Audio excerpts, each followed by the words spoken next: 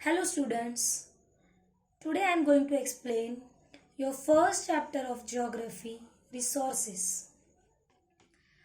Listen carefully. Mona and Raju were helping Amma to clean their house. Look at all these things: clothes, utensils, food grains, combs, this bottle of honey, books. Each of these has a use, said Mona. That is why they are important, said Amma. These are resources. Mona और राजू अपना घर साफ करने में अम्मा की मदद कर रहे थे। इन सभी चीजों को देखो: कपड़े, बर्तन, अनाज, कंघी, शहद की बोतल, किताबें। इनमें से सारी चीजें क्या है? उपयोगी है, यूजेबल है। तो मोना ने कहा इसीलिए इनका महत्व है। अम्मा ने कहा ये संसाधन है, resources. What is a resource was Raju's question to Amma. तो राजू ने प्रश्न पूछा, अम्मा रिसोर्स क्या होता है? तो anything that can be used to satisfy a need is a resource, replied Amma. Amma ने बताया प्रत्येक वस्तु जिसका उपयोग आवश्यकताओं को पूरा करने के लिए किया जा सकता है वह रिसोर्स है। Look around you and observe, you will be able to identify many types of resources: the water you drink when you are thirsty, the electricity you use in your house, the rickshaw you use to get home from school, the textbook you use to study are all resources. Your father has prepared a tasty snack for you. The fresh vegetable he has used are also a resource. तो अम्मा ने कहा अपने चारों ओर देखो और ध्यान दो कि संसाधनों को, विविध प्रकारों को हम कैसे पहचान सकते हैं। जैसे कि प्यास लगने पर हम लोग पानी पीते हैं, अपने घर में जो इलेक्ट्रिसिटी का हम इस्तेमाल करते हैं, स्कूल से घर पहुंचने के लिए जिस व्हीकल या रिक्शा का हम इस्तेमाल करते हैं, बुक्स जिसका हम पढ़ने के लिए इस्तेमाल करते हैं, ये सभी क्या है? रिसोर्सेस। और आपके पापा ने आपके लिए अगर कुछ नाश्ता बनाया है तो उन्होंने उसमें जिन जिन चीज़ों का इस्तेमाल किया है, सब्जी जो भी है, उसमें हम जो भी इस्तेमाल किया वो सारा क्या है? Resources. Then water, electricity, rickshaw, vegetable, textbook have something in common. They have all been used by you, so they have utility. Utility or usability is what makes an object or substance a resource. पानी या electricity या rickshaw या फिर सब्जियां, ये सारी कुछ ऐसा है कि उनमें से सभी वस्तुओं का उपयोग आपके द्वारा किया गया है। तो ये बात एक जैसी है, इसीलिए वे क्या है? उपयोगी है। एक वस्तु अथवा कोई भी पदार्थ जिसका हम इस्तेमाल करते हैं तो उसकी उपयोगिता मतलब यूटिलिटी, ये हमारे लिए एक रिसोर्स है। How does something become a resource? Raju now wanted to know. Amma told the children that things become resource only when they have a value. Its use or utility gives it a value. All resources have some value, said Amma. अब राजू ये जानना चाहता है कि कोई भी वस्तु resource कैसे बनती है। तो अम्मा ने बच्चों को बताया वस्तुएं उस समय रिसोर्स बनती है जब उनका कोई उनकी वैल्यू होती है, मतलब उनका मूल्य होता है। इसका प्रयोग या फिर इसका मूल्य जब हम किसी को देते हैं। सभी संसाधन मूल्यवान होते हैं, अम्मा ने कहा। Value means worth. Some resources have economic value, some do not. For example, metals may have an economic value, A beautiful landscape may not, but both are important and satisfy human needs. मूल्य का एक महत्व होता है. कुछ ऐसे साधन होते हैं जिसका आर्थिक मूल्य मतलब इकोनॉमिक वैल्यू होती है. जैसे कि फॉर एग्जाम्पल जो मेटल जो हम लोगों को माइंस से अवेलेबल होता है उसकी इकोनॉमिक वैल्यू होती है, उसका आर्थिक मूल्य होता है. लेकिन एक नेचुरल जो लैंडस्केप होता है, जो कुदरती होता है, उसका कोई भी मूल्य नहीं होता. और ये दोनों संसाधन, ये दोनों रिसोर्स हमारे लिए इम्पोर्टेंट है और ये दोनों हमारी आवश्यकताओं को पूरा करते हैं. Some resources can become economically valuable with time. Your grandmother's home remedies have no commercial value today, but if they are patented and sold by a medical firm tomorrow, they could become economically valuable. तो ऐसे resources जो आर्थिक रूप से उनकी value होती है, तो जैसे कि आपकी दादी, तो कुछ घरेलू नुस्खे जो किसी भी बीमारी में, छोटी मोटी बीमारी में उसका जब हम यूज करते हैं तो उसका कोई मूल्य नहीं होता. लेकिन यदि वह पेटेंट करने के बाद उसको मेडिकल फर्म द्वारा अगर हम बेचें तब उसका आर्थिक रूप से मूल्यवान वो चीज हो जाती है.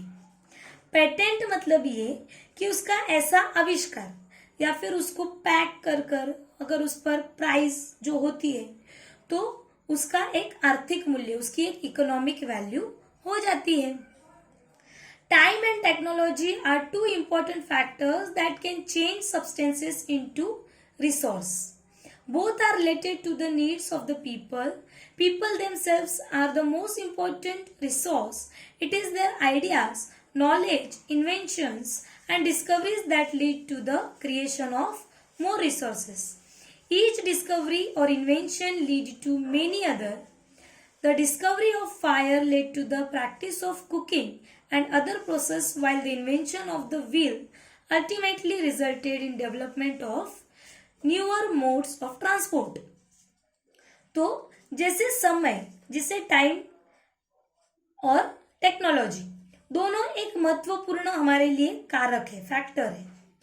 जब किसी भी संसाधन को हम परिवर्तित करते हैं, उसमें हम लोग चेंज लाते हैं और दोनों जो होता है वो लोगों की जरूरतों से मतलब संबंधित होता है. जो भी टेक्नोलॉजी और टाइम दोनों इंसान की जरूरतें हैं. तो लोग खुद अपनी आवश्यकताओं के अनुसार जो भी अपनी जरूरतें हैं उसके अनुसार जो भी रिसोर्स बनते हैं उसकी वैल्यू बन जाती है, वो इम्पोर्टेंट हो जाते हैं. ये सब कैसे? तो ये लोगों की जो आइडियाज होती है, उनका ज्ञान होता है, उनके इन्वेंशंस मतलब आविष्कार या खोज होती है जिससे वो इन संसाधनों की रचना करते हैं.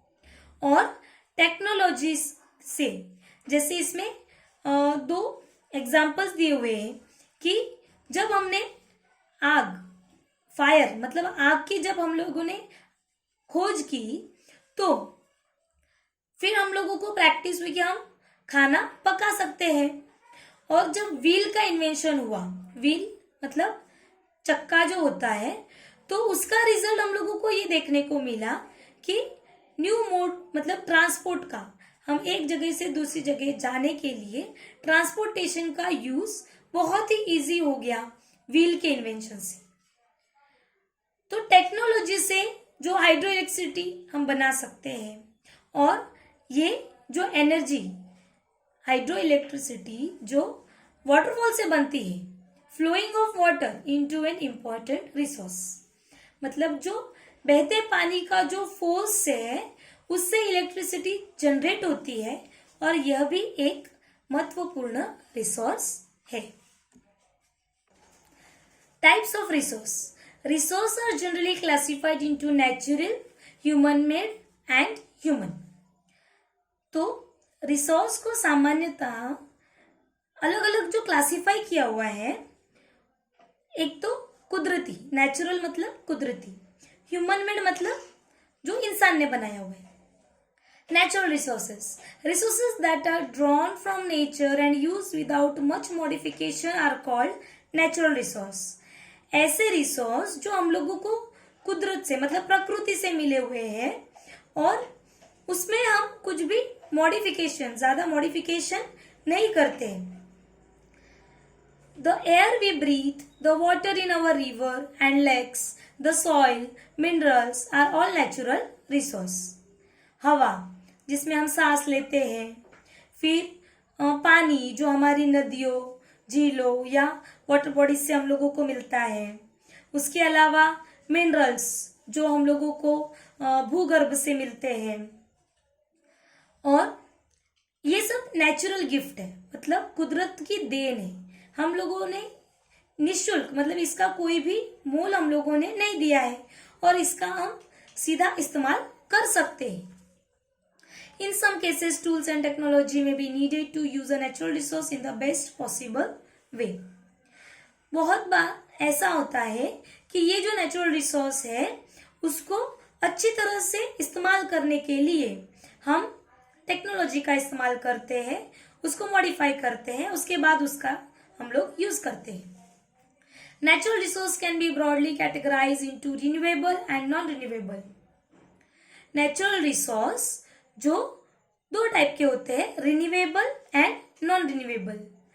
Renewable resource are those which get renew और replenish quickly. Some of these are unlimited and are not affected by human activities such as solar and wind energy.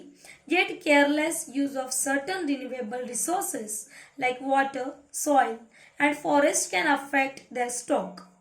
Water seems to be an unlimited renewable resource, but the shortage and drying up of natural water sources is a major problem in many parts of the world today. मतलब ये कि ऐसे resource जो renewable होते हैं, हर बार उसका rotation में renew वो हो जाते हैं कुदरती मतलब नेचुरली। इनमें से कुछ ऐसे जो असीमित होते हैं मतलब अनलिमिटेड होते हैं, जैसे हवा से मिलने वाली जो एनर्जी, उसके अलावा जैसे पानी और जो सूरज की रोशनी हम लोगों को मिलती है। तो ऐसे, लेकिन बहुत बार ऐसा होता है कि पानी जो हर साल बारिश तो होती है, लेकिन ऐसा जल जो कभी कभी असीमित होता है। हमारे देश के कई पार्ट्स में हम लोगों को पानी की कमी देखने को मिलती है। मतलब वहां पे जो जमीन होती है उसका जो इरोजन होता है, सॉइल इरोजन जिसको हम कहते हैं, तो जिसकी वजह से पानी की शॉर्टेज हो जाती है या वो जमीन जो होती है वो बंजर हो जाती है। तो ऐसे बहुत से पार्ट्स हैं जहां पे पानी की कमी हम लोगों को देखने को मिलती है, जबकि पानी एक रिन्यूएबल रिसोर्स है। Then non renewable resource are those which have a limited stock. Once the stocks are exhausted, it may take thousands of years to be renewed or replenished. Since this period is much more than human life spans, such resources are considered non-renewable. Coal, petroleum and natural gas are some examples. तो ऐसे resource जिनका stock limited होता है उसको हम renew नहीं कर सकते। अगर वो होते भी है तो उनको रिन्यू होने के लिए हजारों साल लग जाते हैं। तो ऐसे जो रिसोर्स होते हैं वो नॉन रिन्यूएबल होते हैं। उसके कुछ एग्जांपल्स दिए हुए हैं, कोल यानी कोयला, पेट्रोलियम और उसके अलावा जो नेचुरल गैस होती है। The distribution of natural resource depends upon number of physical factors like terrain, climate and altitude. तो ये जो रिसोर्स है इसका जो डिस्ट्रीब्यूशन होता है वो अनइवन होता है और वो इस पे डिपेंड करता है कि किसी भी जगह का जो फिजिकल फैक्टर, जैसे कि वहाँ का भूगर्भ कैसा है या फिर वहाँ की क्लाइमेटिक कंडीशन, वो कैसी है, तापमान कैसा है, वो कितनी ऊंचाई पर है. Then the distribution of resource is unequal because these factors differ so much over the earth. तो हर जगह की जो जोग्राफिकल फीचर हम लोगों को अलग अलग तरह के देखने को मिलते हैं, उसमें बहुत सारी डाइवर्सिटीज है. जैसे कहीं तो बहुत सारा माउंटेनियस एरिया है, कहीं फॉरेस्ट एरिया है. तो जैसे फैक्टर्स हम लोगों को देखने को मिलते हैं, वैसे ही रिसोर्स का डिस्ट्रीब्यूशन उस जगह पे अनइक्वल मतलब अलग अलग होता है, एक जैसा नहीं होता. ओके, तो ये इसके बाद वाला एक्सप्लेनेशन सेकेंड पार्ट में हम लोग देखेंगे. Thank you.